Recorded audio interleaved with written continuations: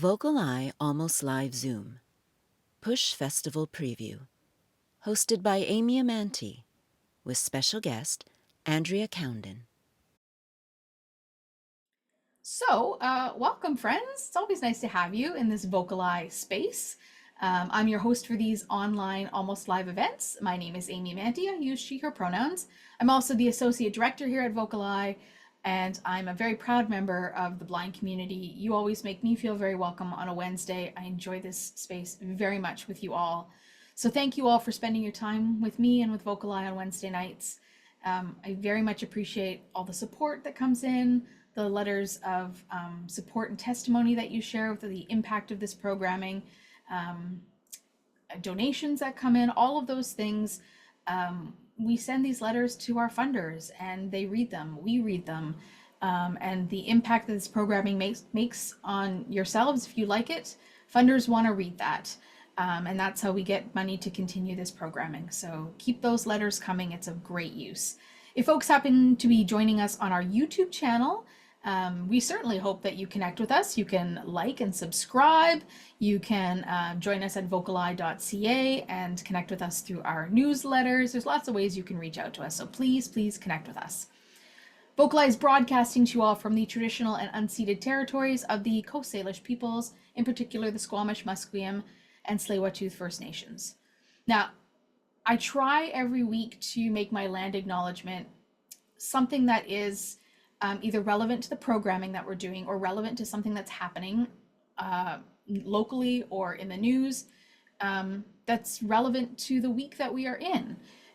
So today is the 22nd of January, 2025, and I want to acknowledge the wildfires that have been happening in the last week to 2 weeks in the Los Angeles area.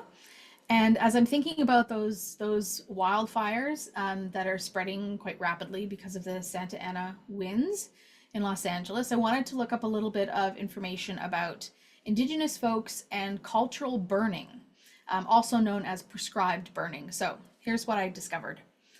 A cultural burn refers to a controlled, intentional fire practice by Indigenous peoples to manage landscape, maintain ecosystems, and preserve cultural traditions. This practice, rooted in deep knowledge of local environments, has been used for thousands of years by Indigenous communities around the world, particularly in places like Australia, North America, and parts of Africa. Cultural burns are typically low intensity fires set during specific seasons and under certain conditions to achieve various goals, such as, number one, promoting biodiversity by cleaning out invasive species and promoting the growth of native plants. Number two, preventing wildfires by reducing the buildup of dry, flammable vegetation. Cultural burns lower the risk of uncontrolled wildfires. Number three, supporting cultural practices. These burns align with traditional practices and spiritual beliefs, preserving Indigenous cultural heritage, and passing on knowledge through generations. Number four, enhancing food sources. Cultural burns often encourage the growth of plants and animals important to food, medicine, and other uses. In recent years, there's been growing recognition of the value of cultural burns as modern firefighting and land management face challenges like climate change and destructive wildfires. Many governments and environmental groups are now partnering with Indigenous communities to reintegrate these practices into broader land management strategies. So I found this to be very useful information, and there's a link to a YouTube video that is mostly dialogue, and I'm gonna have it included in the follow-up email and on the YouTube page where this episode will be posted. And if you have an opportunity to check that out, it's really interesting about how prescribed and cultural burns work, and what's being done to help mitigate forest fires, mostly centralized here in BC, but it's obviously being utilized widely where forest fires are becoming more and more prevalent. So that's what I wanted to offer this Wednesday, January 22nd, 2025. And tonight we're proud to offer you our almost live event number 170. 170, I can't even believe it. Tonight we are going to do our PuSh preview event with our special guest. Here comes Andrea from PuSh. She needs no introduction. She's been here a few times. The access coordinator. Hi, Andrea. Yeah, here I am. Yeah, it's There you me, are. Andrea. I'm glad to be back in this space. I'm the coordinator for the Accessible PuSh program. This is my second year working for the festival in this role, my second year doing this role anywhere ever. But I also have some familiarity in the VocalEye almost live space. Maybe you've heard my voice describing some contemporary dance before. But that's not what we're here to talk about tonight. I'm so happy to be speaking about PuSh, which opens tomorrow. It's an international performing arts festival that begins tomorrow. So I'm very excited, happy to share. Thanks everyone for being here. I was going to say, how are you really feeling? Oh, Tomorrow. now I'm excited. Because now this is actually like my first official event, like of the season. So I Awesome. think what I learned last year is that once it starts rolling, that's when the fun starts because the shows are so invigorating, getting to actually be out in community, meet people, and connect. That's the point of the whole festival, and it starts here today. So actually, this is kind of like a turn, I think. There's still work to be done. There's still a lot of work to be done, but like this is the part I like, the actual festival. So Will you get to see all of the shows? um I put together a very ambitious schedule where I could maybe see all of the shows if there are tickets available. This year, I definitely for the first year since the pandemic, a lot of PuSh shows are selling out. We're proud to report, and so there might be some moments where I take a literal back seat and let someone else enjoy some art because yeah, tickets are in demand. So I'll talk about that as we go through the shows. But I'm really happy that the appetite for performing arts is coming back Yeah, or something. Something's happening. Yeah. something's happening. But I'll try. I'll try to see everything. So I do love it and it's fun. This is a special anniversary, right, for the PuSh Festival? This is the 20th anniversary of PuSh. I think it's been 21 years since the festival started, but because of the pandemic, this is the 20th festival we've done. So we're celebrating 20 years of live audacious art. That's our tagline this year. Mhm. But stay tuned because not all the art is live. We do have digital access. It's becoming a thing now. I think obviously because of the pandemic, when we pivoted to digital access to things, there seems to be no going back, right? It's like things are going to be hybrid moving forward. Absolutely. I love that part. I obviously it's part of my job to figure out how to make live theater spaces accessible to more patrons. Um, but I also acknowledge that, there's so many factors that contribute to someone choosing or being unable to come out to the theater. And I think that having artists be more creative with how the art can come to you and acknowledging that those experiences can be as impactful and connecting is exciting. And yeah, in a way, our PuSh preview is a kind of digital programming that I'm really proud to be able to help with. Yes, this is awesome. I'm really excited about what we have to offer in this space tonight, but also what we have to offer for our patrons who are in town. And if you don't live in Vancouver, I'm really sorry to say you're missing out. Our job to make you jealous a little bit. It's your job, yeah, it's our job to make you a little jealous. That's right. That's right. Um, what kind of background can you give me about the PuSh Festival? Do you know any background? I mean, I realize you've only been in this role for 2 years, but what was PuSh supposed to be in terms of its artistic representation? I think, yeah, don't quote me. This is my understanding. I started coming to PuSh as a teenager from Victoria. I came over. Oh, I remember getting for Christmas, I got a pair of PuSh tickets, and I came for a show to see a French dance thing because I'm interested in dance. So I think the purpose of PuSh is to bring is to kind of make a meeting place for experimental art that's from around the world, and it features local artists. So it really wants to bring attention to what's happening here in Vancouver, and also let Vancouver artists come into contact with what's cutting edge, what people are talking about, thinking about, what are the new ways of working, um, that are happening all over the globe. Like this year, definitely there's yeah, works from how many like at least 4 continents, depending on how you count your continents, maybe all 5, depending on how you count citizenship versus ethnicity. So it's yeah, and a really beautiful representation of local artists that we'll get to hear from today as well.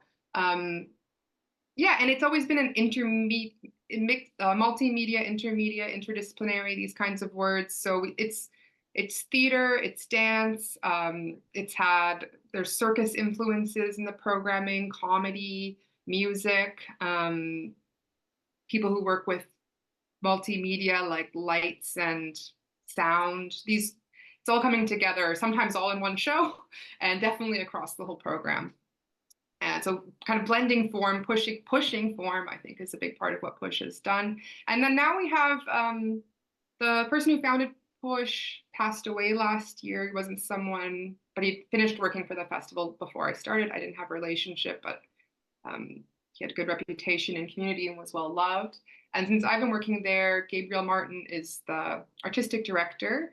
And she's wonderful. And over these last 2 years of me getting to know her, it's been really exciting to get to know her vision for using this platform to increase our capacity for empathy, understanding, thinking of new ideas. She works really hard to program artists who may otherwise not be given such a platform as an international festival, but who are doing really excellent work, including many artists from the Global South and people of color like herself. Yeah, yeah, that's great.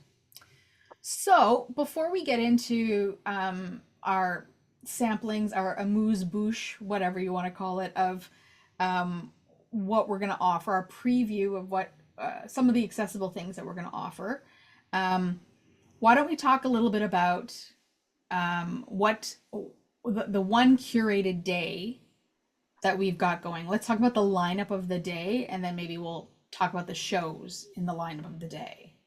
You want to do that? Okay, great. Sure, I yeah. think we're gonna have to. I think we're gonna have to remind folks a couple of times how the lineup works. Yeah. So Amy and I have been working together to curate a day of accessible programming next Saturday, February 1st.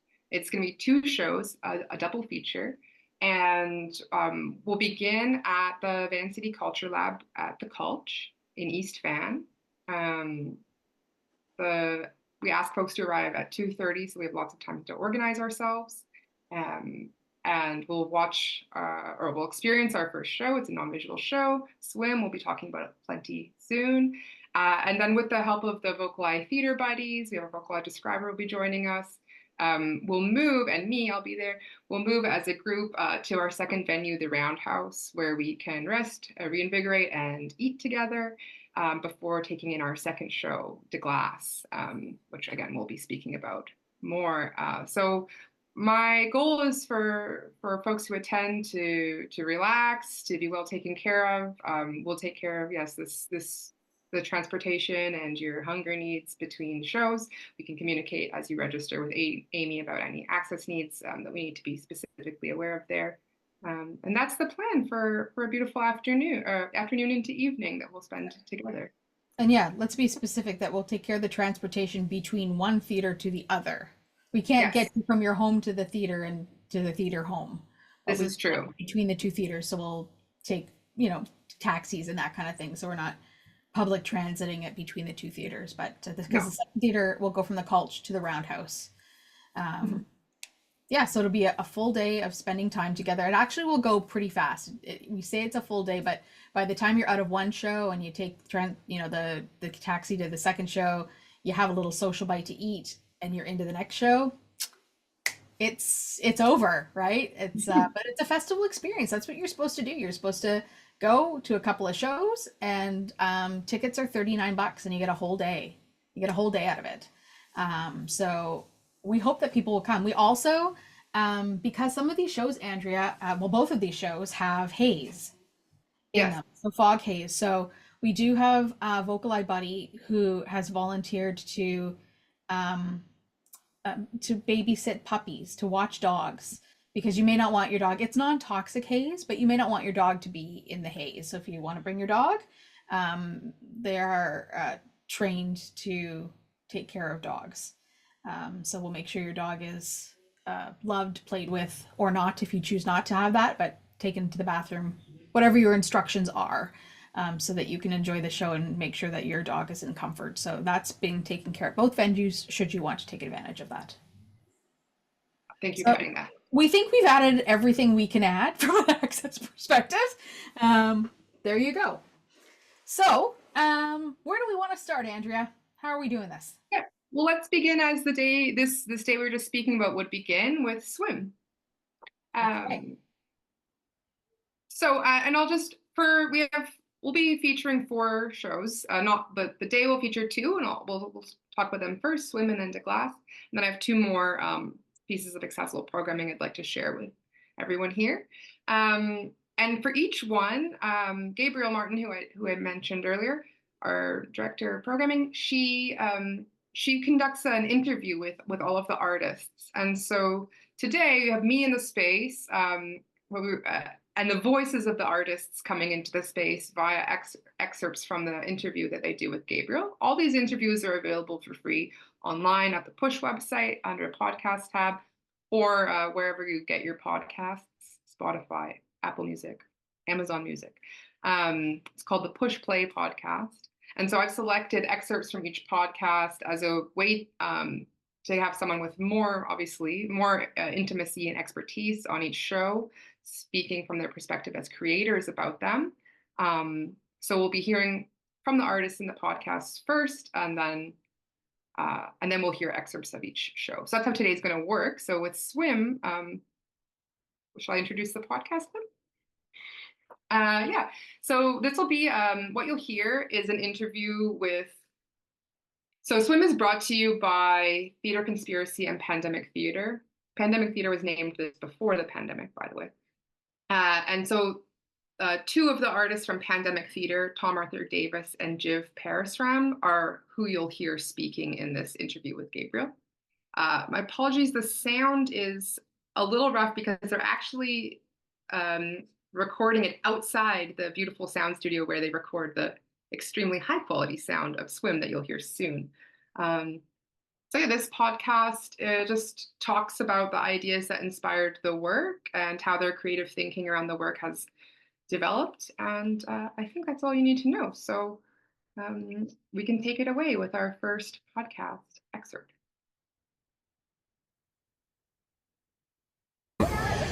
So, I mean, like, trying to make it sound as least pretentious as possible, but if I go, it's an immersive audio meditation, but it is that. But the idea of it, we were closing or opening a show and kind of just thinking about what the next thing is, and we were just talking about, at the time there was a news story about this Italian sea captain, and she was standing trial for harboring refugees, I believe. I'm not sure what the exact phrasing of the charge was. But by the law of the sea, if you're a sea captain, you're out there and you see somebody drowning or in need of help, you have to take them in. Italy's laws are different in terms of bringing those people into Italy. And it really highlighted what was being called the refugee crisis at that time. So it got us reading a bit more about what's going on in that migration path. And the migration path that we were interested in is this 8-kilometer trek that's between Turkey and Greece. And it is something that people swim. People have swam it. And we wanted to delve into this topic kind of like, so as I was saying, like our work is kind of has a political ask of the audience or has a political ask of us. In some ways, this one, I would say, the political ask of ourselves was to really delve into imagining what that experience might be like. Not necessarily to appropriate or have that, but for us to try to connect with it in some way. We had been doing a lot of identity-based work for the past few years. And I think it was important for us to try to do something that's actively thinking beyond our experience too. And this was a very extreme situation, so we wanted to kind of delve into it there. And so what happens in the show is, and it's taken different forms, but you are kind of becoming this character, and it's kind of a stream of consciousness of what might go through someone's head doing it. And then in making it, actually, we swam a bunch, and kind of that was what helped us come up with where would the mind go. Like, I mean, we didn't swim a full 8 kilometers, but we swam maybe 1 or 2, and that was exhausting, even in a pool. So to think about that, we're also very out of shape. Yes, that is true. That is true. Still, though, in the Mediterranean, I mean, I wouldn't have lasted 20 meters. I think I'd be dead. So personally, for sure, yeah. But yeah. So and the original idea actually of this project. So it was also. So yeah, Jim mentioned that story, the Italian sea captain, but there's also a story of a Syrian refugee who went through Turkey and did this specific swim. So yeah, we were just curious what would go through their mind. I had a point. What was my point? The original idea we can talk about. Oh, yeah. That's what it was. Okay, I'm gonna go back. So we'd heard about this story about this Syrian refugee who swam from Turkey to the nearest Greek island, that 8-kilometer trek that you had mentioned. And then that kind of inspired us to be like, oh, well, what if the audience actually has to do that physical journey themselves? So the original idea, as maybe insane as it was to have the audience swim during the duration of the audio piece, and somehow have some waterproof headphones, and design in your local swimming pool or in lake or in the ocean or something. Then when we did it in SummerWorks, we kind of realized, we don't actually need to do that. There are other ways to allow someone to feel immersed in it. So then we started thinking about walking. What's it like if people are walking while doing it? And now, because we're working with Theatre Conspiracy, David Mcia and Gavin Shima, they do a lot of really cool immersive work with different types of tech. So we're looking at doing vibro-tactile vests that have multiple vibrating points in them to give that kind of immersive quality, and also binaural sound technology, which is basically it's kind of a 3D version of sound. So if it'll sound like someone is whispering in your ear or behind you, kind of thing. So that's what we're working on with it now. So the folks from Swim were here in this space, and they shared their it's the podcast version of the show with binaural sound with us several weeks ago now, because we wanted to sort of whet the appetite of the audience in preparation for the live version of the show, which has changed quite a bit since the sound experience that we had in this space. And as great as the podcast version is, you cannot compare the two when you're live in the space doing it. You just can't. They're two totally different versions. Two totally different versions. But you brought a couple of sound bites too, right? So that we can just... Guys, I have 3 sound bites, so they're distinct, but we'll roll them one after another, 3 short bites from the piece. Let's play those now.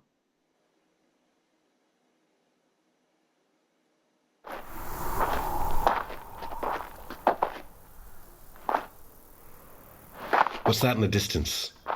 Beyond the trees, don't get too close. Stay off the road. The road. You figured it would all be different when you crossed the border, but it's not. It all looks pretty much the same. All the same, but different. The moon, the trees, the rocks.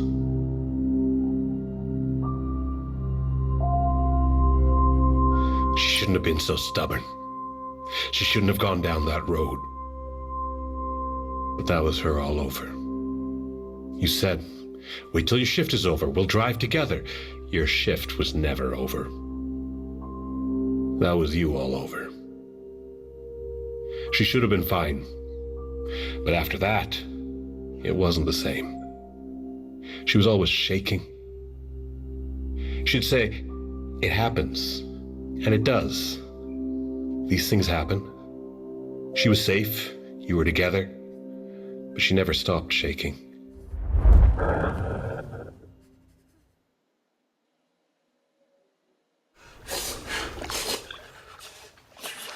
You won't last much longer, not like this. You should have turned back. No, don't look back.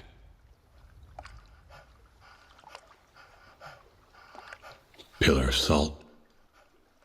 Then you'll just dissolve. Maybe that's why the sea is so salty. Too many people have looked back. You roll onto your back. Rest. Change perspective. Look at the black infinity of the sky.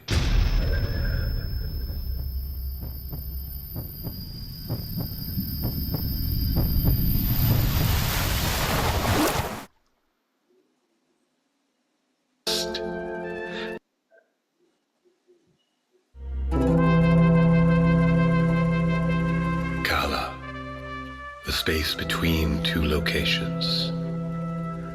There's space between your back and your chest. There's space between the walls of your lungs. You're filled with Kala, made up of Kala. Every molecule is only differentiated because of Kala. The water is filled with Kala between each molecule, and you are filled with Kala between each molecule. What difference is there really between you and this sea?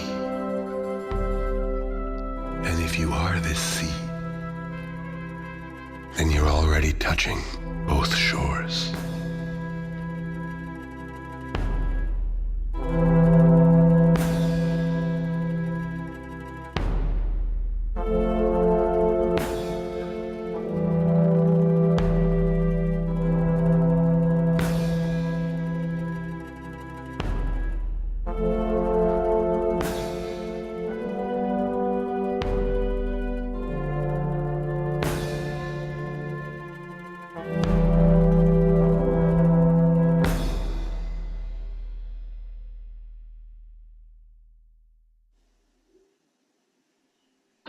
Even without having headphones on, because I don't have any on, you can hear the sound moving around you. It gives me chills, that last touching both shores thing. Yeah. Yeah. Now I think imagine wearing the vibro tactile vest when this stuff is happening. Oh, I hope there's room for me in there. This show, I wanted to mention, this show is sold out, and we've reserved, we still have spots reserved for specifically for people who want to register through VocalEye. But they so won't I'm be just reserved for long because we will release them to the public if they don't Yes. get named. So This is through by the 29th, I believe, is our cutoff date. And yeah, I'm so excited by this show. I also wanted to mention, I forgot to mention, they're local artists. So when I'm saying it's a mix of local and international, that's these are some artists that Vancouver can be extremely proud of. And another thing, we can talk about the content in a moment if we have time, but I also wanted to mention we can be proud of our local artists here, because this show is explicitly designed to be accessible to blind and low vision audiences. It's absolutely not an afterthought. From the ground up, they were thinking about a non-visual way of immersing people in the theatrical world that they're building. And as an access coordinator, as someone who works in accessibility, it's just so exciting for me to hear what to hear about artists who are actually doing the thing that I've been hearing people with disabilities asking for so long. And so I'm just really excited to really lift this programming up as part of our accessible programming, because they really care about access, and they're thinking extremely thoughtfully about how to welcome all sorts of different people into the space, including blind and low vision people. And so I just needed to say that because it makes me so happy, and I'm so proud. And I'm proud of PuSh for also like having the good sense to program artists like this who are thinking about, who understand that like pushing on the boundaries of art is pushing on the boundaries of accessibility, and how do we challenge the conventions of how to take in story. And it's a beautiful story. And it's like bloody theater. It's doing it all. So, and yeah, Vancouver knows, and it's sold out. Like it was our first show to sell out. Like, yeah, really exciting stuff. Yep, it's very cool. If you miss out on it, like it's a totally different experience. This is not like your typical sitting in a theater having a stage in front of you experience. This is a totally different immersive type of experience, and it's totally worth spending your day to do it. Totally worth it. Cool. Okay. What's next in our lineup, Andrea? Because after that, Well, check out this segue, because actually one thing we didn't mention about Swim was that it does draw loose inspiration on an epic Arabic tale called Layla and Majnun. I'm not familiar with it. But I thought that was really interesting because our next piece of programming, De Glace, which will be literally next in our VocalEye double feature, is also is inspired by literature. This is a novel from Norway that's written in 1962 by Thierry Vassas. Apparently it's well known in Norway, not so well known here. And I think this idea of adaptation, like I'm curious what makes for an interesting through line in this festival experience, which is all about kind of contrasting, comparing, seeing what bigger themes are emerging, both in the ways that artists are working and what they're talking about. So De Glace is a very different show. It is based on this book. It comes from a French-Canadian artist, Anne-Marie Ouellette, who's part of Eau de Bain. She's who we'll hear speak. Eau de Bain is a collective of a theater maker, sound maker, and lighting designer. And Anne-Marie is who will speak in the podcast. And yeah, I think we'll just let her take it away. I think all you need to know is she's already explained it's based on. Yeah, give us some background about De Glace before we have a listen to the actual excerpt of the piece. Yes, the podcast will help us know a little more. Perfect. I'm ready. Thank you. Actually, it's the first time with Ludwig that we're creating a show based on a story. Normally, when you saw Whiteout, we build from different sources of inspiration to create a non-narrative experience. But this novel, this Vesas novel, is so open and leaves so much to the reader's imagination. So we thought that left us enough room to create a multi-sensory experience. Yeah, and a multi-sensory experience, and you're referencing that the narrative is kind of like porous enough because it relates to your practice of generally working with nonlinear narrative. And in your artistic approach, you talk about opening up the space between words, allowing the unspeakable to emerge, and the use of fragmented forms that privilege discontinuity so that meaning is not forcibly inoculated but emerges on its own. Can you elaborate on how you create an environment that fosters this emergence of meaning for your audience? Yes, we try to create, as you said, a sensory experience to touch the senses of the spectator before speaking to their reason. So for that, we try to bring the people inside the fictional space, in the center of the fictional space, so they can imagine the story in real time with us. We think that leaving room for everyone's imagination allows us to reach a wide audience. The Glace is not a show for children, neither a show for adults. It's a show for everyone, age 8 and up. And everyone will manage their own experience. This novel, The Ice Palace, is not a show for children, but the main characters are children. Children who are never patronized, always taken seriously. The poetry is also very present in Vesas' writing. Many things are suggested without being confirmed, and mystery hovers from beginning to end. So during the process, we worked to magnify this mystery, to keep it alive. So the stage is very misty, The light that spreads through the fog wrapped the audience, bringing them with us onto a frozen lake at dawn. The sound environment is also very important for us, and for the glace, it is broadcast through headphones. This offers a very intimate connection between the audience and the characters, who are heard very closely without needing to project. That way, the soundscapes reach us in an absolutely enveloping way.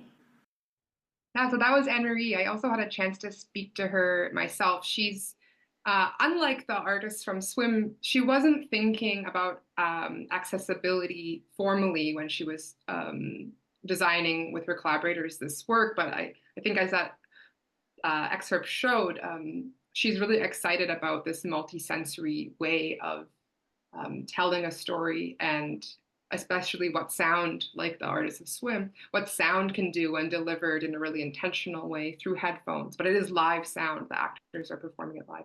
And it's being mixed with the soundscape, this very technical thing she explained to me that I don't really understand. But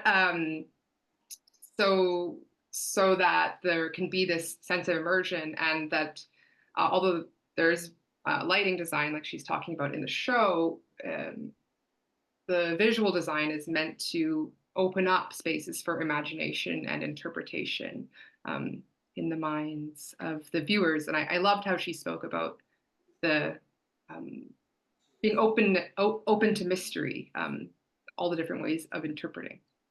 So that's what drew me to her and this like kind of unintentionally non-visual work, which we will have VocalEye. Because of the way the headphones work, live description isn't compatible with their sound design, but we do have an A+ VocalEye describer who's working to create a descriptive introduction that will make sure that as you listen to the show, you have all the information you need to fully relax into the imaginative world that they're creating for you. So with that, oh, Amy, sorry. No, I was just going to say there's multiple entry points to this, because some people are more visual than more sound oriented, and some people are more sound oriented than visual. And but my understanding of this piece is that you don't need visuals, because the storytelling is all, the visuals are just it makes me laugh when I think about this, but I know that sighted people need movement to not get bored. They just do. They need some movement to not get bored. But I don't need that. I can just like sit there and listen to something, and it's all good. So sometimes I think people just move because they need to move, and that's how humans work. So Kaz is going to set up the world that we're in, so we understand the world that we're in. Absolutely, and you'll hear in the clip that I brought, there's because it comes from this form of the novel, there's like a narrator's voice who helps bring us along in the original sound design. The other thing you'll hear in the clip that I brought is that it's in French, which is not what will happen when I bring you to the show on Saturday. This show is, you heard, she's a French-Canadian artist. It's being presented at the PuSh Festival in both French and English, and the evening of February 1st will be in English. However, the audio that, because of their history of performing, they performed it more in French. They didn't have an English audio excerpt to lend to us for today. And so we'll listen to the sound design and the quality of the work, but they'll speak French. And I've asked Rick, our tech person, to pause so I can provide you translations, because she's given me the English script. So that's what we'll listen to next. Oh, sorry, it is a video clip. And so just so you know, a quick video description, it is this extremely hazy stage. It begins with 4 dim points of light that as they start to move, I understand them to be lanterns, but I never see any person carrying them. And then they recede into the fog, and the foggy stage gets even darker. And at one point, a small point of light does return into the haze, and that's the only visuals of this particular video clip.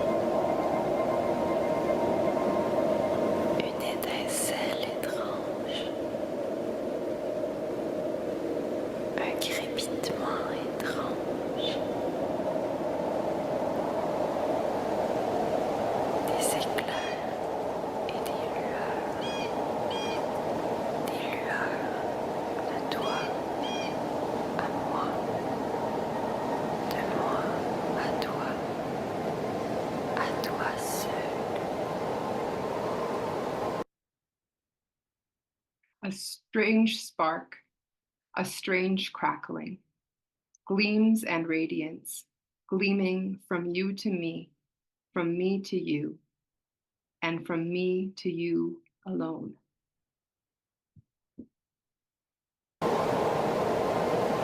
Aune, la secrète, arrivée récemment d'un autre endroit, situé si loin, quelque part. Un rayon de lumière venu d'un lieu inconnu.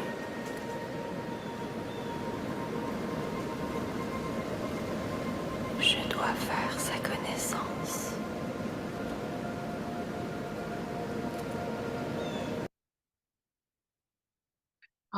The secretive, recently arrived from another place, so far away, somewhere. A ray of light from an unknown place. I need to meet her. Un front jeune et blanc s'enfonçait dans le noir. Une jeune fille de 11 ans. 6.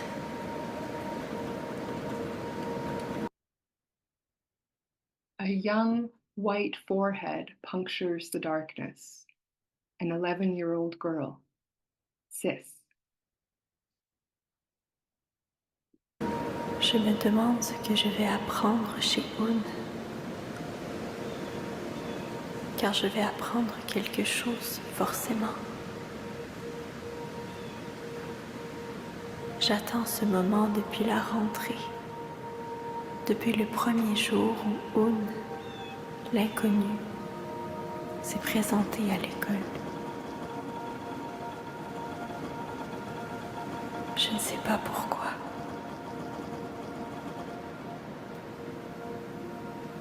On était encore en plein après-midi. What shall I find out at Un's? I'm sure to find out something. I've been waiting for it all the autumn, ever since the first day Un came new to school. I don't know why. And that's the end of the clip. Thanks for holding through our translation process. Yes, thank you. Nice job with the French. I know you didn't translate it. I do know French, but couldn't have done that on the fly. Good for you. I do not know as much French as I would like to. I think it actually would be really interesting to listen to this show in French. This show is also sold out. And again, we have spaces for you. So you're lucky. There's 5 shows. I thought of this because someone called our box office, couldn't get into an English show, said, hey, we have French available. And there's no, it's such a non-visual show that they can't do surtitles. So so you have to know French if you want the French. And this audience member was like, whatever, I'll just do it in French. I'll see how my French is. So we're all. You want to see it that bad. You want to experience it that bad. Yeah, we're ready for a full range of imaginative, immersive experiences. Very cool. Very cool. That's the glass, and it's a story of friendship, and grief. There's these two Un and Sis are these 11-year-olds who have this very intense connection and then are separated, and there's loss and lostness and being in ice and distance, and so it's a very moving story from what I've heard and what I've tasted. And I'm really, really excited about this. The way they're working in this immersive way. No vibrotactile vests, but the sound design and the atmospheric design. They're really working hard to take us into this land of ice. De glace. I keep calling it de glace. That means from ice in French. So that's what we're talking about. It's so interesting to me that you said that this sound is happening live. Mm-hmm. Yeah. It's all being mixed live into your ears. So there are actors on the stage. It's embodied and it's felt and it's cute. Yeah. Extremely difficult to do that, to have a mixer mix that live on stage. Whereas Swim, not that it's not difficult, is pre-recorded and mixed. But in this experience, you would get something kind of different every night because it's live. Yeah, and I liked what if you caught what Henry said, like how the actors, normally if an actor is whispering on stage, it's a stage whisper so that we can hear, Yeah. or their mics pick it up or whatever. But this gets us right in close. I liked the way she's talking about like how can we be with them on the ice, in this frozen world, Yeah. and just like letting our imaginations take over. I And know. yeah, It gives you chills. literal chills. I don't Literal be cruel. chills. Yeah. Crazy. Literal chills. I love it. Little ice crystals. Yeah. Cool. So that'll be our February 1st lineup. You register through me, Amy at VocalEye.ca. I will also be sending emails out to folks and letting you know about it until seats are booked up. So, or if you get to me first, because I'm just going to send out hopefully a mass amount of emails and they're first come, first serve these tickets. So, if you want to come out for a day and enjoy these two immersive shows, which will be something that we've never experienced before as a VocalEye sort of theater patron group, I would highly, highly, highly recommend it. So, yeah, if you get a chance, pass it Love to on. meet you. And again, it's like with swim, it's exciting for me that our festival is programming across such a range of forms, that it has non-visual audio and immersive storytelling is built into the festival. And I really wanted to uplift the work that artists are doing to innovate in how we tell stories and how we even conceive of theater.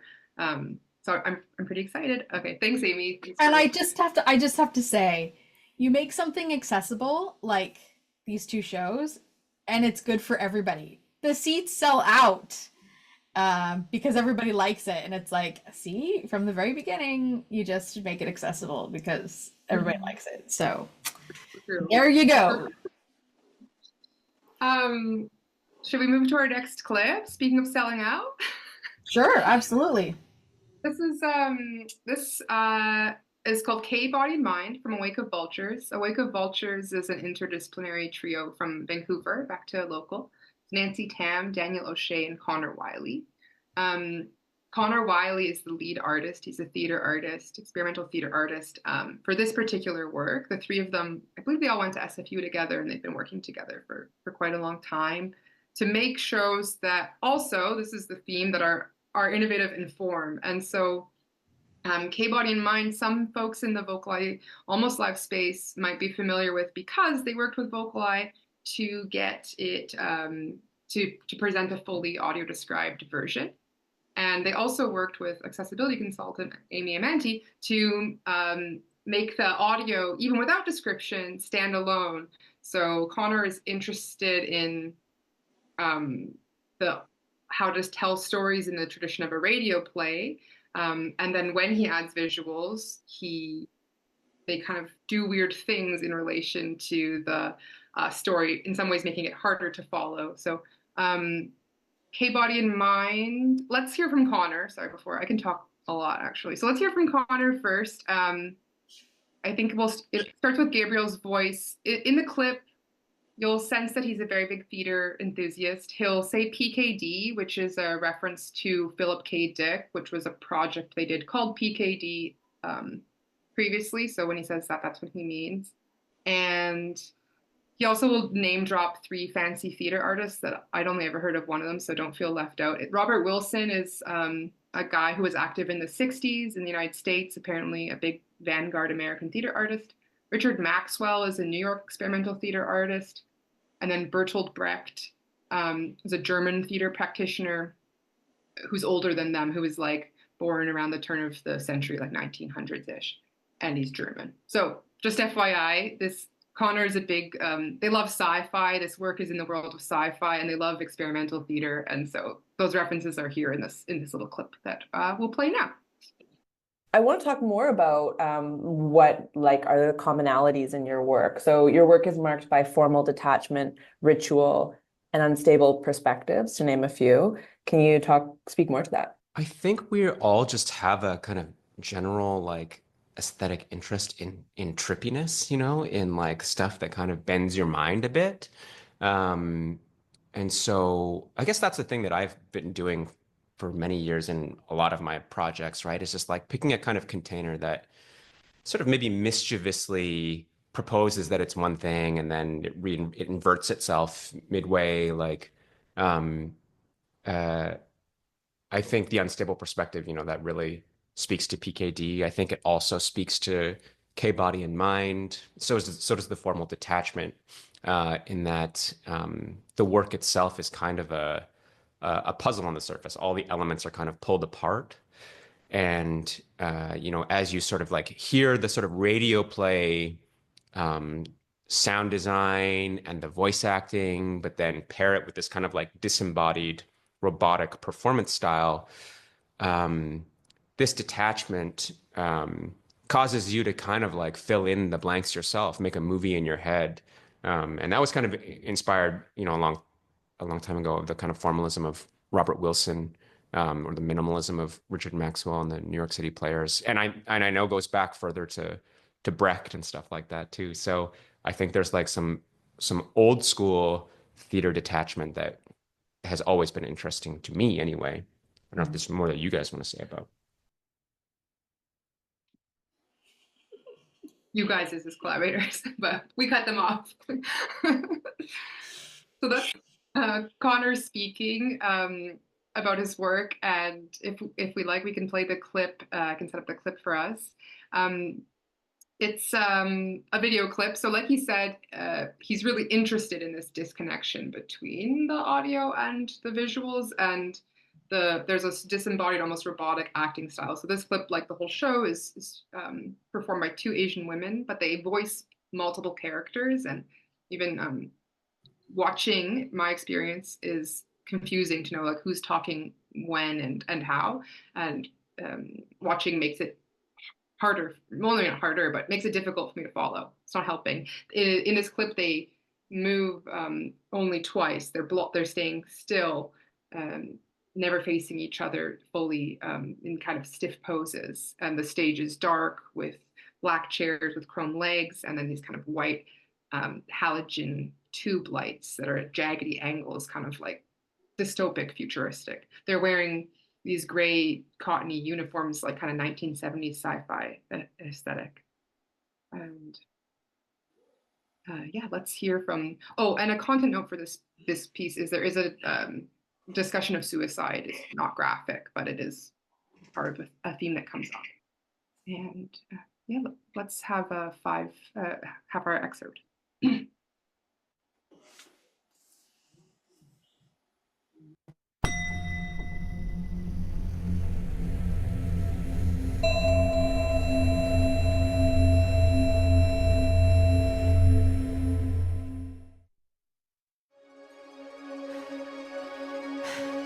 Esper, who am I after?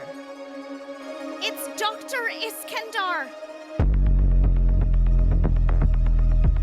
Oh no. Reports say she was giving a genetics presentation when she was gripped by tremors and started to cry, smashed up the office and ran out the door.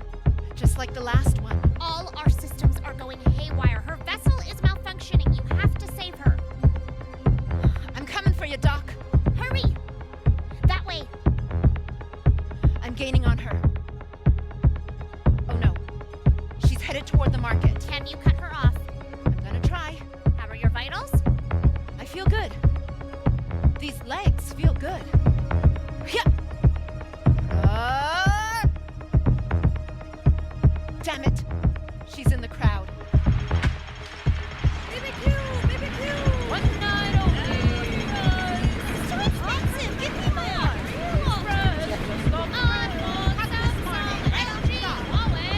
Shit. Esper, where did she go? I don't know. Look out. Hey, watch out. Security, out of my way. I'm gonna lose her.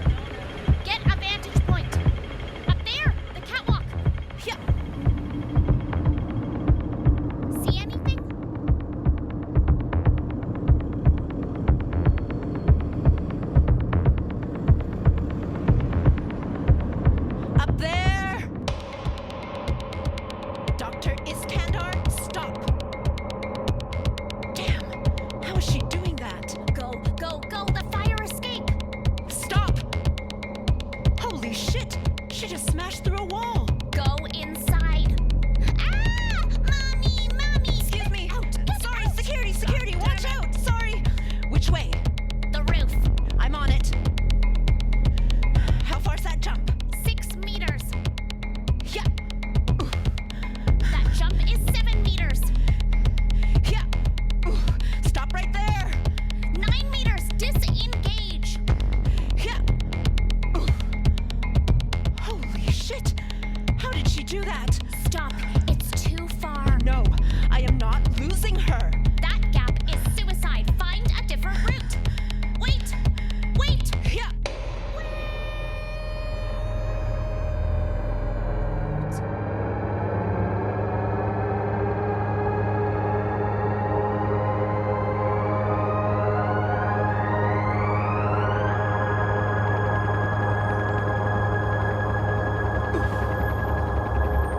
Stop.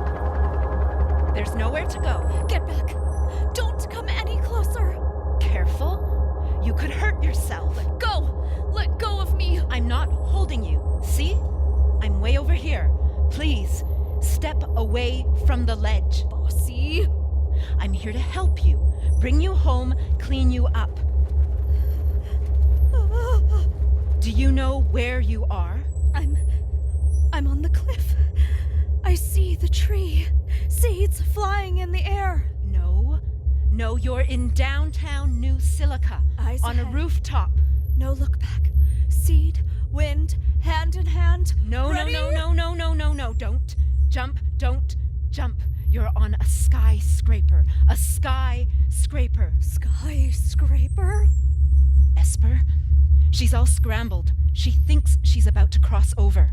Her seed must be cracked. You are authorized for force. Bring her back no matter what. No look back. No look back. No look back. Hey, honey. Can you look at me? Do you know who you are? Iskandar. Is that familiar? Iskandar?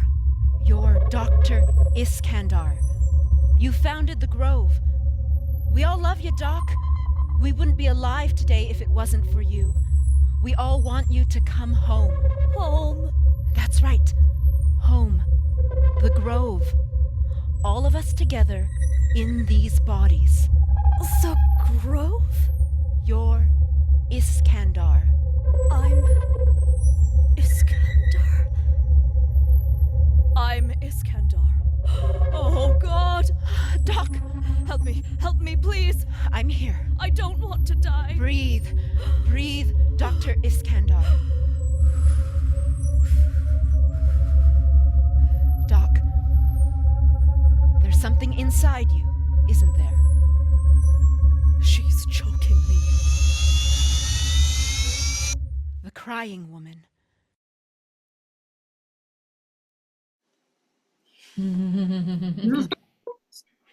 This is a real sci-fi story, like things invading bodies. It's scary.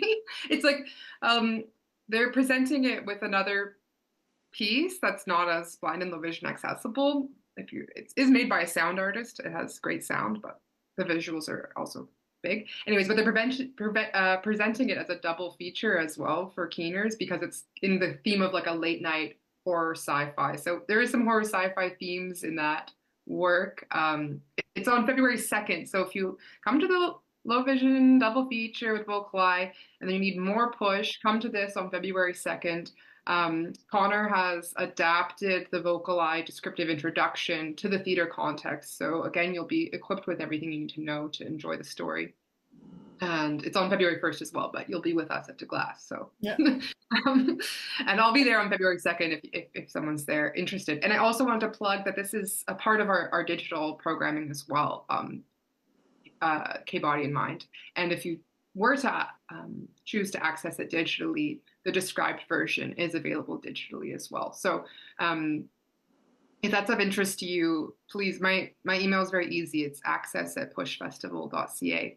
If anything tonight is interesting to you or more questions, I'll share it again at the end, but please reach out. We'll make sure that Lindsay can circulate that now. So thanks. easy for folks to get it. Yeah.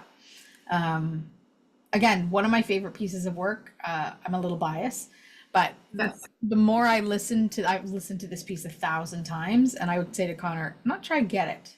I'm not sure I get it. And he'd say, well, yes, maybe you're not supposed to get all of it. Like, yeah, like, okay, so it's not supposed to be like as linear as A to B to C to D to E, right? And it's supposed to kind of boggle your mind a little bit. And then some things started to get really clear to me. And I was like, oh, okay, I get it. So, but still, there's always a bit of mystery in there because it's sci-fi. So, there are new concepts you're learning here. The sci-fi meets experimental theater and this idea of intentional disorientation and what kind of images are conjured by which language, and then how do we burst those images or break them or disrupt them and be like, wait, what? And I really feel them working in this idea of expectation, disruption, confusion, intentional, and still trying to tell a story that's exciting and has like there's a chase scene. The actors don't move, but there's a chase scene. Yeah, they don't move at all. And what's interesting to me is that the two of them, so Donna, our Donna, a vocalized Donna Suarez, who folks may have seen as a table manager and our events coordinator if you're at the live shows. And Jasmine Chen, we've seen Jasmine's work at the Gateway, and I was at the Gateway. Anyways, we've been to plays that Jasmine has written and performed in. She's in Someone Like You, which we're gonna go see at the Surrey Arts Center. At least she was in the Vancouver version of it. Anyways, both of them are in this, and they do all of the voices. So when they're talking about going through the marketplace, they're doing all of the sounds of the marketplace. And when you're jumping off, bridges and rooftops, and how they throw their voices and make them sound like they're far away or near. You're like, that is so much work and so much skill that even if you try and do it at home and make it sound like you're dropping from a distance and you go, no, like it's so hard. It's really hard to do. And it's especially because they're being asked to separate their bodies from their voices because their bodies are in these statuesque positions. And so it's extremely disorienting and impressive.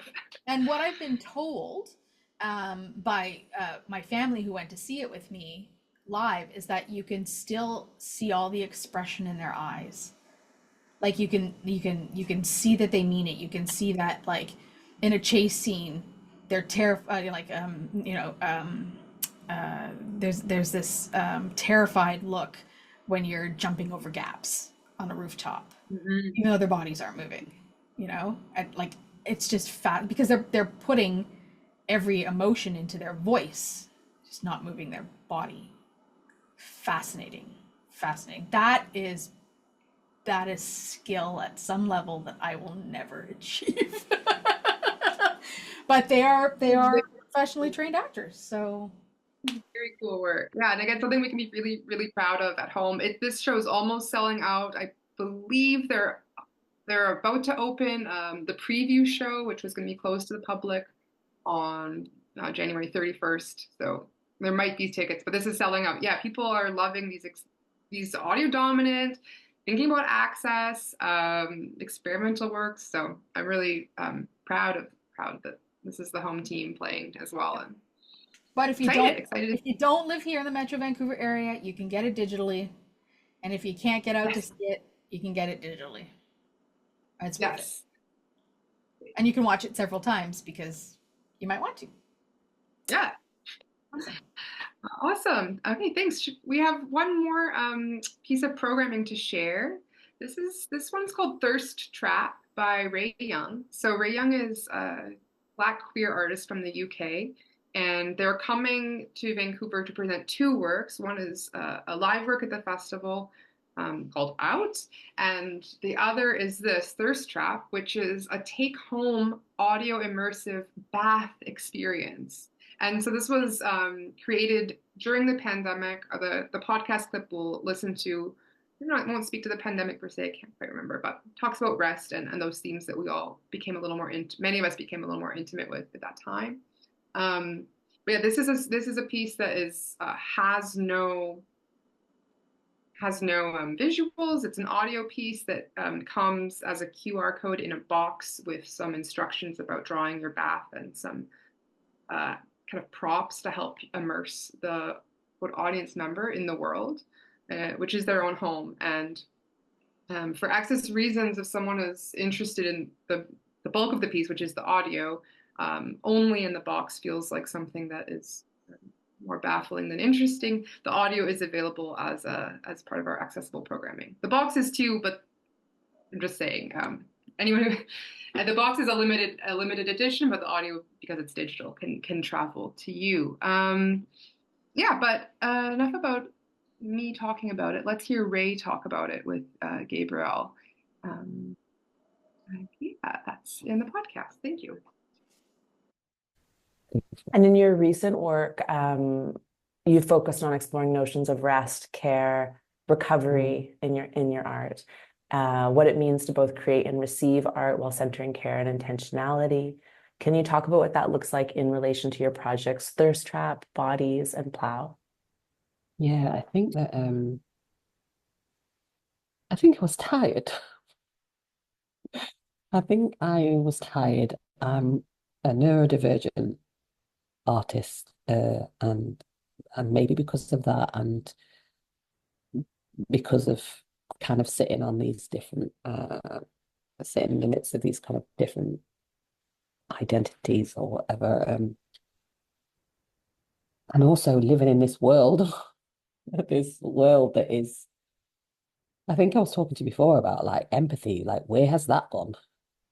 Um, I I guess like I needed a rest, and so therefore I created a work that will allow people to experience it in a restful state, and often actually with First Trap in private. Um, and I wanted people to be able to have space and time to think, to see each other, to these works are thinking about like climate and like our part in that, and I feel like they're all interlinked because you can't have climate justice without having social justice. Like those two things, it's impossible. And so yeah, I needed to slow down. I kept saying, maybe lots of people said this after lockdown, I'm not going to go back to working how I did before. And I, in some ports, did do that as much as I could. But also, I suppose for me, in that moment in time, I took myself. The key thing is that I decided to take, in order to do that restful thing, I took myself out of the work, because when your body is a site of trauma and it's also the thing, and then it's also the material in the work, and it's also the thing that people want to talk about when they want to like critique the work and your lived experience, which is personal to me, but also I know through having friends and family, it's not that personal to me because these are the things that we talk about often. I just needed to I still wanted to be able to give, but not in a way where it took from me and it was taking a lot from me. So yeah, I created these two pieces where I ask the audience to be the performer in the work, I guess. I ask them to do the work. It doesn't exist actually unless the work isn't, it doesn't exist really, isn't alive until there are people in the work performing or being the stand-ins for those things. I think if I were to hear that podcast alone, that would scare me. Say more. I don't know. It sounds like it's labor intensive on the audience. Oh, you're in the asking the audience to be the performer. Like it's like, oh, I don't know if I want to do that, right? Like it feels like it's not specific enough. And to be fair, we just got this like 3-minute clip of it, so I'm sure. But performing, I think the way I understand it in relation to the clip, it's I think you're not performing for an audience. It's that your presence activates the show for you. But you are alone. And like, what permissions do you give yourself when you're alone that you might not give yourself were you in front of an audience? And I think it's interesting to reflect on like what the work of a performer, that she still wants to be generous, but how does she model taking care of herself in a way that feels equitable and fair to the audience member, and maybe is also proposing alternatives that inspire them to be taken care in ways that might feel new, or asking more of people than sometimes feels safe or comfortable to ask. These are cool questions. Shall we take a listen to it? Yeah. So, like I said, this is a piece that was designed to be listened to in a bathtub, and it's part guided meditation and part narrative. And we're dropping you into not exactly the beginning. So imagine the bathtub part and relax and rest the way she invited us to. And let's take a listen. The you below the water surface is a stranger, a space that is new to you, where evolution is possible.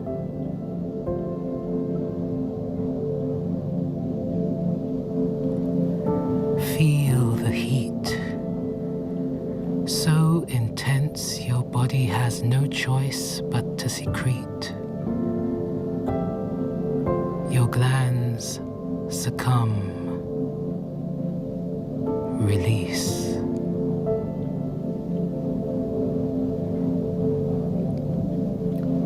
Water evaporates on your skin, a salty river.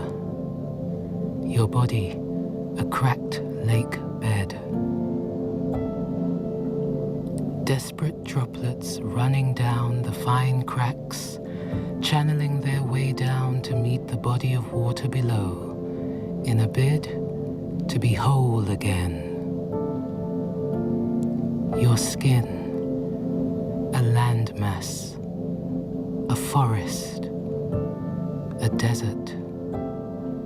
Drip, dripping life from forehead to nose to chin.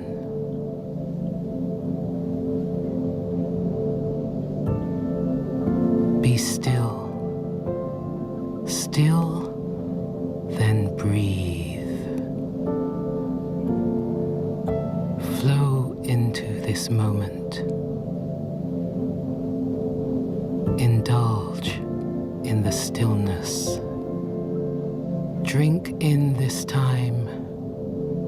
Allow yourself this space. Let the water remind you how it feels to be held.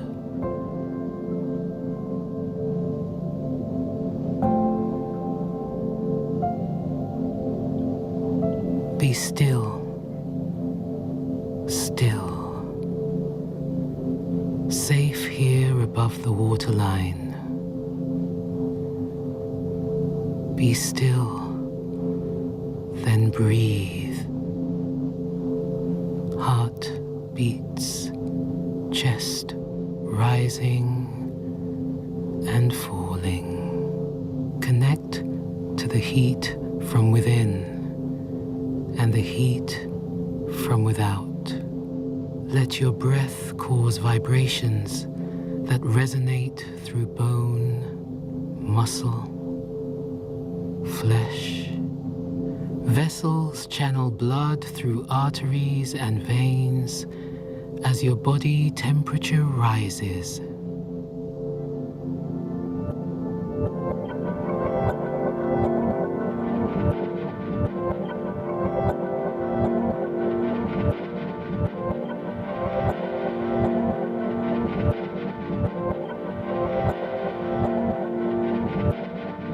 Allow your mind to wander beyond this body,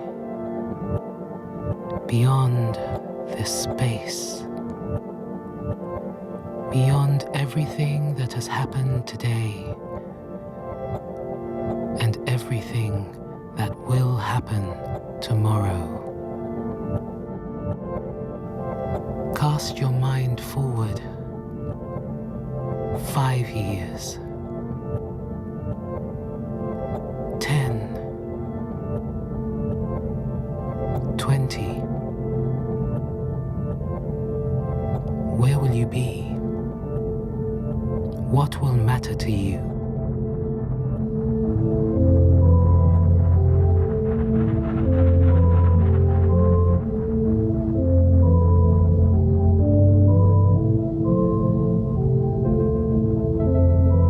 It's 2079, and a few things have changed. A decade of monsoons altered the landscape, bringing the coastline inland, building a life closer to the stars, but further away from freedom. We realized the apocalypse started centuries ago. We lost our agency for a moment, but somehow found an ocean of hope within ourselves.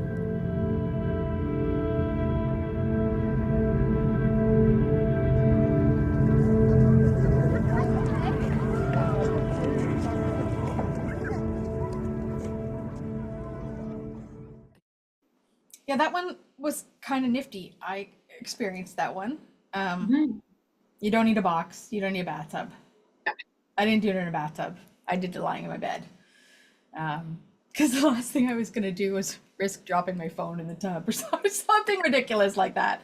But I felt that it was interesting. Yeah.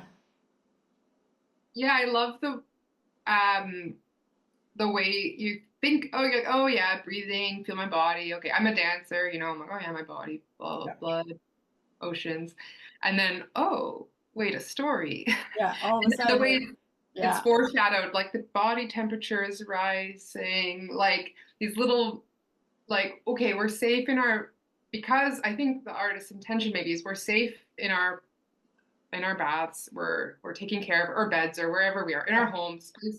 The idea is somewhere where we're comfortable and we can experience rest. And from there, can they, the artist, take care of us and make us safe enough to be able to explore and think about more difficult, challenging, things that for me are challenging to think into the future, knowing about climate change and climate catastrophe and all of the injustices that persist.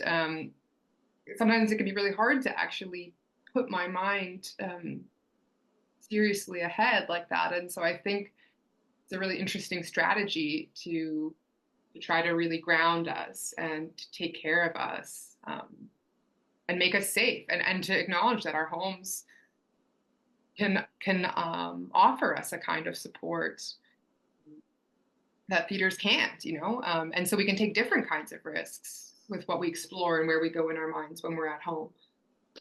Absolutely.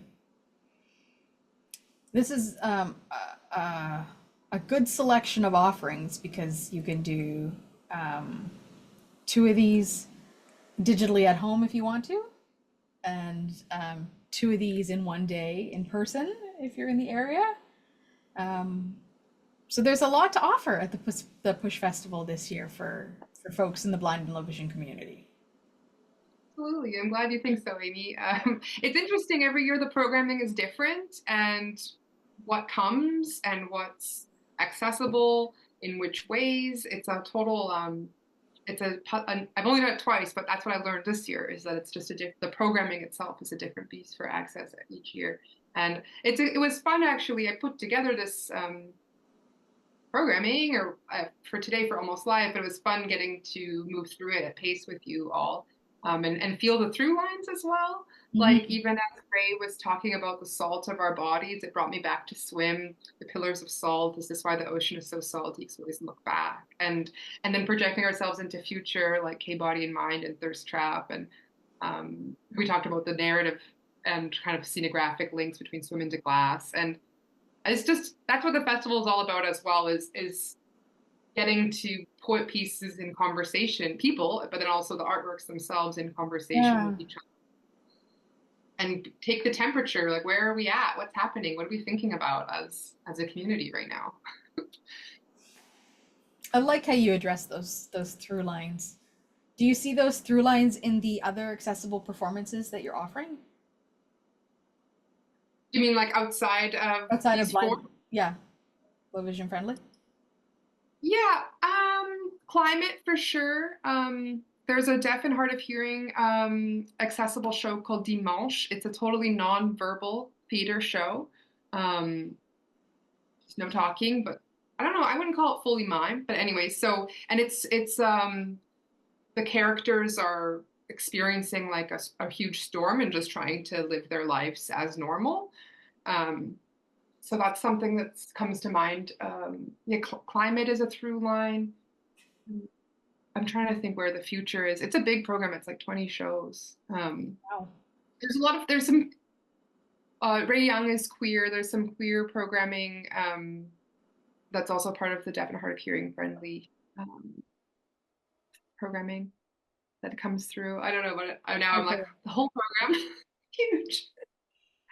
It's very cool stuff. Very cool stuff. And then once you are finished with this festival, how long of a break do you get before you start on the next festival? Well, some of my colleagues take no break. My contract wraps after the festival, and we start working. I started working in September to start. It's tricky because it's tricky doing access, you know this, Amy, doing access coordinating work for a festival because the artist relationships are so short that it's hard to some of these pieces they're experimental new works. Like you think, oh, this is going to be great. Oh, even like to glass, like this is going to be great, but we don't have an English archival, so it's a little bit of a challenge because they just don't have that. We didn't know that when we decided to include it as part of almost live programming. And yeah, so we start in September.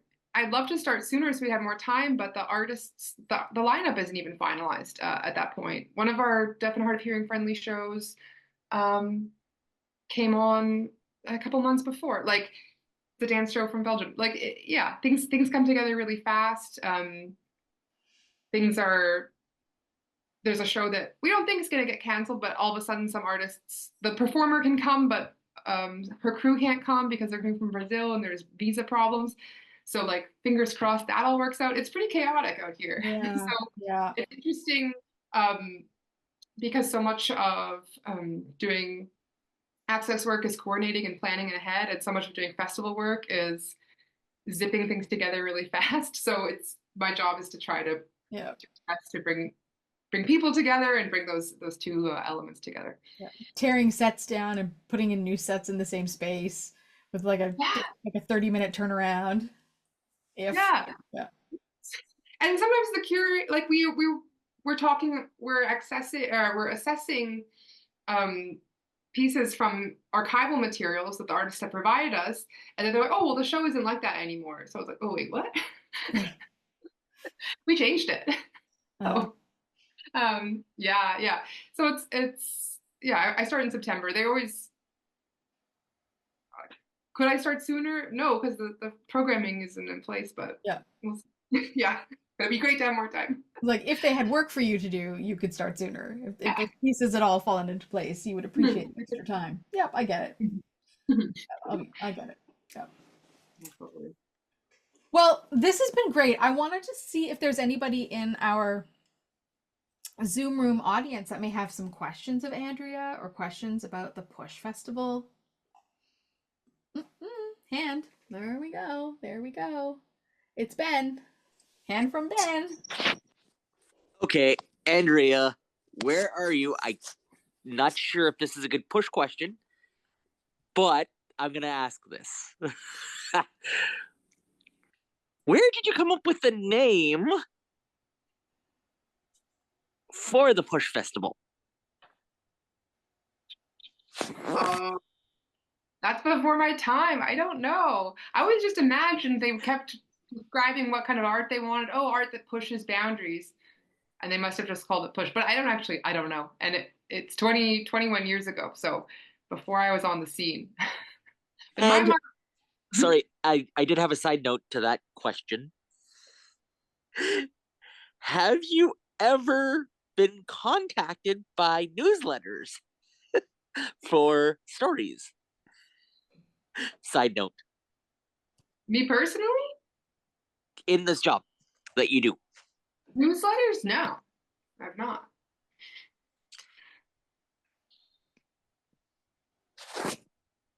That answers my 2 questions. Thank you. I'm curious. Thanks, Ben. Thanks, Ben. We'll go to Sean and Christy. You're on. And I'll try not to shout because I'm echoing, so I don't know how I'm sounding. You're sounding fine. Okay. I just wanted to say it was fun working with Andrea as the low vision consultant for PuSh again. And I'm really excited about the double feature. And I encourage everyone to push yourself and come out and experience a festival, like not just shows, but immerse yourself into this whole festival because it really is a really cool, open-minded community and a good chance to get out of your safe zone and try something new. So, yeah, go for it. Yeah, that's what I want to say. Oh, thanks so much, Christy. It's awesome to work with you too. Yeah, Christy works with me to go through the programming and figure out what will work or not work for blind and low vision audiences. Thanks so much, Christy, and for your enthusiastic support. Awesome. That's great. Yeah, spread the word to other folks that you know. Get your tickets. It's gonna be a fun day. I'm guarding your tickets for you. Everyone wants them. I'm guarding them. So come and get them. Andrew's the gatekeeper of the tickets. You're the Gandalf. You shall not pass. The tickets. Really cool. This has been great. This has been fun. I enjoy the PuSh preview every time it happens because it never disappoints. There's always something that comes of the PuSh preview episodes that we witness at PuSh, and it never disappoints. So I'm really excited about Saturday, February the 1st. Thank you. Me too. I'm really looking forward to getting to gather in community, but tonight was also awesome. And yeah, PuSh is really exciting. Taking risks, pushing the boundaries. It really does try to do this. So I can't wait. And thanks so much for hosting me so well. And thank you to Rick for also dealing with like a many clips that I loaded up for you. Very smooth. And to VocalEye for hosting. Awesome. And coordinating with us. Thank you. I'm really looking forward to it. That's great, Andrea. So we will see you on February the 1st at the PuSh Festival. Awesome. In the meantime, enjoy opening day tomorrow. And just breathe. Just breathe as you go through the chaos. And then when it's over, sleep. Yeah, when Thirst Trap was on, I was like, maybe I should have a bath tonight. There you go.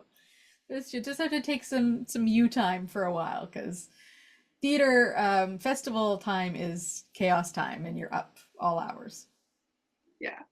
Well, thank you so much. My friend, we'll see you on the 1st.